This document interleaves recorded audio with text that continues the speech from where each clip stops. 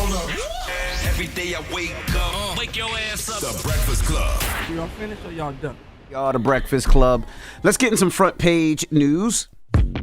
Now, tonight, Thursday Night Football. Them Cowboys take on the Detroit Lions at 8:15. Okay. Guess who ain't staying up for that? You see a little bit of it. You'll see watch a little bit of it. 9:15. I'm snoozing. Morning, Mimi. Good morning, MB. Jess, Charlamagne, how y'all doing this Peace, morning? Mimi. Good morning. All right, so we start this morning with a new fight over SNAP benefits, a new warning from the Trump administration that could impact millions of families. So the administration says it will withhold certain SNAP funds from more than 20 Democratic-led states starting next week unless those states hand over detailed personal information about everyone receiving benefits, things like Social Security numbers and immigration status. Agriculture Secretary Brooke Rollins says this data is necessary because she says there's fraud happening, even though the USDA has not offered any proof, and federal research shows that SNAP fraud is very rare. Let's listen to her explanation. When we found 186,000 dead people's Social Security numbers being used, 500,000 people receiving benefits more than twice. We had a couple of people receiving benefits in 6 states. In February of this year, we asked for all the states for the first time to turn over their data to the federal government to let the USDA partner with them to root out this fraud, to make sure that those who really need food stamps are getting them, but also to ensure that the American taxpayer is protected. 29 states said yes, not surprisingly, the red states, and that's where all of that data, that fraud comes from. But 21 states, including California, New York, and Minnesota, the blue states, continue to say no. So as of next week, we have begun and will begin to stop moving federal funds into those states until they comply and they tell us and allow us to partner with them to root out this fraud and to protect the American taxpayer. Well, a federal judge, has already blocked the USDA from collecting this information and punishing states that don't comply. The administration has until December 15th to appeal, but for now, that order stays in place. And just another important thing to note, that the way the administration is framing this has given the impression that SNAP benefits themselves will be cut off, but that's not exactly what the order does.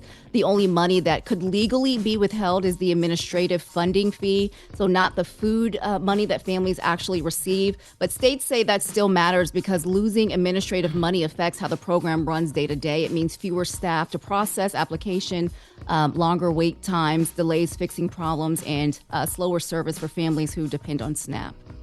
So we will continue to watch that. And one more thing, as all of this sets into place for next week, people may have started feeling the other big change. That's because the brand new, or the SNAP's rules, the brand new big, beautiful bill that quietly kicked in this week, they are much stricter now. So here's the difference. Most adults ages 18 to 64 who don't have disabilities and who don't have young children, they now have to complete 80 hours a month of work, job training, or volunteering to keep those benefits. And if you don't meet that, you will be kicked off in 3 months. And exemptions for veterans, unhoused people, and young adults who have aged out the foster care system, those ended this week as well. So Trump's big, beautiful bill definitely kicked in this week, and SNAP recipients will start feeling that. I do think it's crazy using deceased people's security numbers, social security numbers to get benefits. That is crazy. Yeah, I mean, they're looking into it. We don't know sometimes with this administration what's real and what's fake, but I'm sure there are some things happening. You see that in the news a lot of times. When people pass away, people still use their social security numbers, or if people live in housing complexes where they get cheap rent, they don't say that the individual died so they can keep the same rent. So you do see that a lot. Dang, I ain't think of that back in the day. I because never it's a crime. do that. It's called identity theft. Well, that's why what back in the day. What are you talking about? I wouldn't even do that now. It's fraud. Okay. You're not supposed to do that. Sorry. But the administration is arguing that if that's what's happening in the red states, who only knows what's happening in the blue states? So they want that information. And really quickly, while we're talking about the cost of living, President Trump is also taking the conversation in a very different direction. In a marathon cabinet meeting, he's blasting Democrats for using the word affordability. Just a couple of weeks ago, that was his favorite word. And now he's calling it a scam and insisting that his administration isn't getting the credit that they deserve as things like gas and groceries have come down. He used that meeting to defend his record, touting tariff, drug prices, and even suggesting that the 2028 Republican nominee was probably sitting at that cabinet meeting. And as the pressure increases over the economy and those military strikes, Trump is maintaining that his policies are working and that Republicans need to stay the course and avoid more Democratic gains. So we will continue to watch that as far as a... It's funny, though, because, I was born in 1978, so I'm old enough to remember when Democrat James Carville was Bill Clinton's political advisor, and he said it's the economy, stupid. So that means the primary concern of American voters is the state of the American economy. So, in the modern era, the economy historically has done better under Democratic presidents. So technically, that's Democrat messaging. And Madani took it here in New York City, and it's worked for him. But Trump kind of stole that messaging from Democrats, if you ask me. He did, but he's now calling it a scam. He's saying that Democrats are calling. He's saying it's a con job. There's no such thing as affordability and things like that. And so it doesn't matter what party you're in, red, blue, whatever. If you can't afford your groceries, if you can't afford to live, affordability is a main issue. That is a great point, Mimi. It is a scam from politicians because it's not about what you say. It's about how people actually feel. You can talk about affordability all you want, but if people aren't feeling that in their pockets, it don't matter. That's right. Thank you, Mimi. All right, well, coming up at 7, it's holiday season, but it's also breakup season. We'll explain the trend and the triggers, in the next hour. And everybody else, get it off your chest. 800-585-1051. If you need to vent, phone lines are wide open. Call us up right now. It's The Breakfast Club. Good morning. Morning, everybody. It's DJ NV, Jess Hilarious, Charlamagne the Guy. We are The Breakfast Club. Let's get back to some front page news.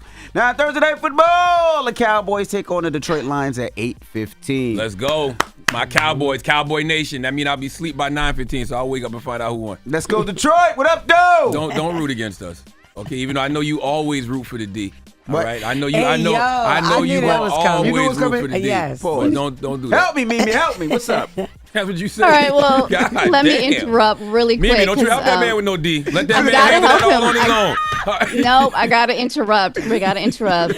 All right, y'all. So good morning. We're gonna start this hour with the latest on the immigration raids. The Trump administration, he has now officially launched enforcement operations in both New Orleans and in Minnesota, in Minneapolis. DHS officials there in New Orleans say they are targeting criminal aliens, and they argue that the local sanctuary policies, they let people get away with serious charges, including home invasion, armed robberies, and rape.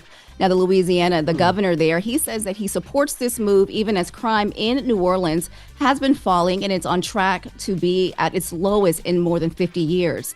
Now, the raids, they are already spreading fast in different communities. Families there say that they are staying inside, they're skipping work, and they're keeping their children home because they are afraid to go out in public. And in Minneapolis, immigration operations are also underway in a region that's home to the largest Somali communities in the country. And this all comes a day after President Trump, he ended in his cabinet meeting with a tirade against Somali immigrants and attacking Congresswoman Ilhan Omar. When he was asked about this yesterday in the Oval Office, he doubled down his criticism of Omar and the Somali people. Let's listen to some of that. They have a representative, Ilhan Omar.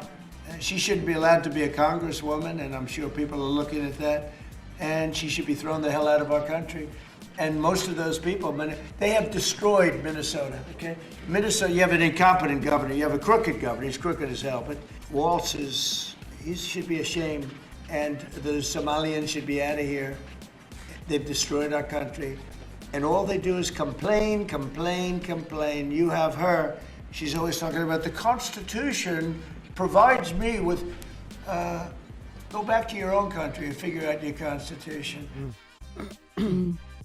Now, Omar, she fled civil war in Somalia before becoming a U.S. citizen. She responded on X, quote, saying, "His obsession with me is creepy. I hope he gets the help he desperately needs."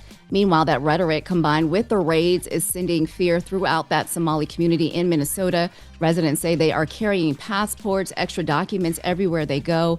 Here's how one community member described it to a local news station in Minneapolis. Let's listen. It is hurtful to be called garbage. It's that act of looking over my shoulder, which pains me because I am a United States citizen. This is my home, and I don't want to feel unsafe in my home. It's harassment disguised as law enforcement. There's a lot of fear right now and a lot of confusion, because it has been said multiple times that a lot of us are United States citizens. So the elders in our community are confused, and they're scared for their children, and they just want some type of hope and understanding of the situation. Yeah, that's a damn shame people who aren't criminal aliens have to live in fear like that, because it seems like ICE just profiles people, right? And based off the videos we've seen, it's not like they got a sophisticated process when they're approaching people to try to find out if they're, criminal aliens or not. Yeah. Well, federal officials say they are not specifically targeting Somali families, but arrests may include anyone they believe violated immigration laws. And community advocates in Minnesota, they say the vast majority of Somalis in the state, they are citizens or have legal status. And they estimate the actual number of undocumented Somalis just to be in the hundreds. So we'll continue to watch that. The administration has also paused immigration applicants from 19 countries. That includes Somalia. I believe the only country that they're still taking applications from is South Africa. So, and AT&T is now the latest major company to shut down its diversity, equity, and inclusion program, saying the legal landscape around DEI has changed. So in a letter to regulators, the company said it does not and will not have any DEI roles moving forward, and it is rewriting its policies to match the Supreme Court rulings, new executive orders, and federal guidelines. Now, this all comes as AT&T is trying to close a major deal. It wants to buy a chunk of the U.S. cellular spectrum, basically the wireless airwave companies use to run their networks, in a $1 billion deal.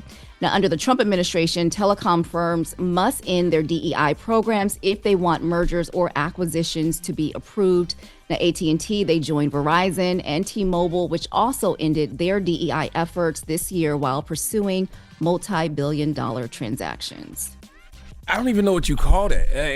In a way, that feels like some type of authoritarian strategy, too, because, if the FCC under Trump is requiring telecom firms to end DEI programs as a condition of approving transactions, that feels like some type of extortion, like some type of shakedown in a way. Yeah, right? that's what it is. They're making him do that for, to get funding, or so they wouldn't have problems. If you that's want exactly this transaction approved, then you have to do what we say. We don't like DEI, you got to get rid of it. Like that don't feel right.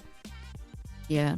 Well, it seems a lot of companies, AT&T is not the only one. What did I say? Verizon and T-Mobile, they also have fallen in line to make those multi-billion-dollar acquisitions. So, who are the institutions that have said no? Have any institutions just told the Trump administration, no, we're not going to do that? Costco. Okay. And that might not be, in the wireless realm, but Costco is one that comes to mind right now, So, and switching gears, it is officially the holiday season. Jess, this story is for you. The Rockefeller Center tree, it was lit in New York last night. The lights were on, the crowds were out, and it's that time of year where the excitement is in the air, right? Family gatherings, holiday parties, tradition, all the little moments that make the season feel special. But there's another trend that people don't always talk about. So December is one of the biggest breakup months of the entire year. Relationship analysts say the timing isn't random. This is when all the expectations hit at once. I'm talking about the future, meeting families, buying gifts in a tough economy, even when you're not sure where things stand. So experts say a lot of couples, they're choosing not to take that uncertainty or have that financial pressure into the holiday or into the new year. So there are 2 dates that you might want to circle, because this is when a lot of couples are calling it quits. So they're saying December 11th, which is next week, and the Sunday right before Christmas. Those are the days when breakups spike. So if something feels off, just know that those are the weeks that people tend to get that "we need to talk" text. That is crazy. Relationship analysts really, really did their research on that and realized that. That is so wild. Well, you figure the Sunday before Christmas, people realize they ain't got no money. Yeah. And they can't buy no gift. So you got to end it right then and there. I don't know why December 11th, though. End it, though. Yes, you do. No, you don't. You feel special. You think you and your booed up, and then all of a sudden, they ain't get you nothing for Christmas. No, that's right. I mean, and nowadays people can't afford presents. You know what I mean? Women want to know what the relationship is, but I do want my brothers to know something. You can't go back until after Valentine's. You know what I'm saying? If you break up with them now, Valentine's is a whole other holiday. Exactly. So if you go back, you can't go back till after Valentine's. Go back during March Madness. Man. Okay, if you really want to create some razzle dazzle. Gotta be honest. I'll be back March Madness to continue to ruin your life. Okay? That is crazy. Well, they say dating platforms, they see it too. They say activity jumps right after those dates.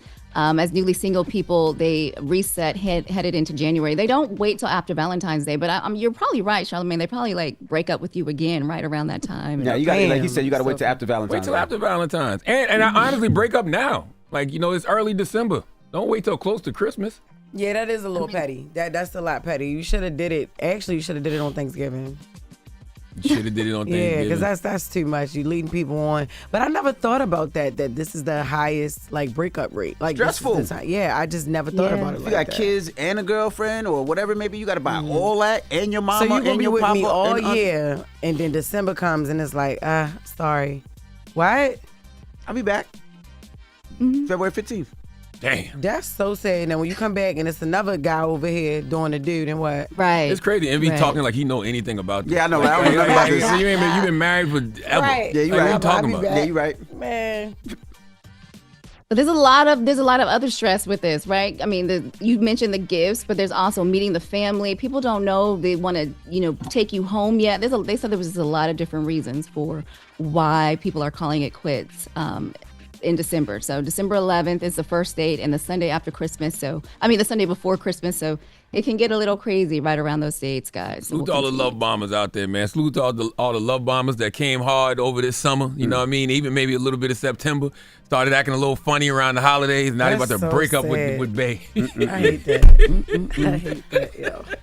Damn. All right, y'all. Well, that is your front page news. I'm Mimi Brown. Follow me at Mimi Brown TV. For more stories, follow the Black Information Network. Download the free iHeartRadio app or visit BINnews.com. Thank you, Mimi. Thank you, Mimi.